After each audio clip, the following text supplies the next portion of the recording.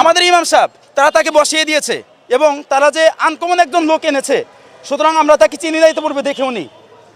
তারা আনকমন একজন লোক। এতদিন কোথায় ছিল? হ্যাঁ, এতদিন কোথায় ছিল ইমাম সাহেব?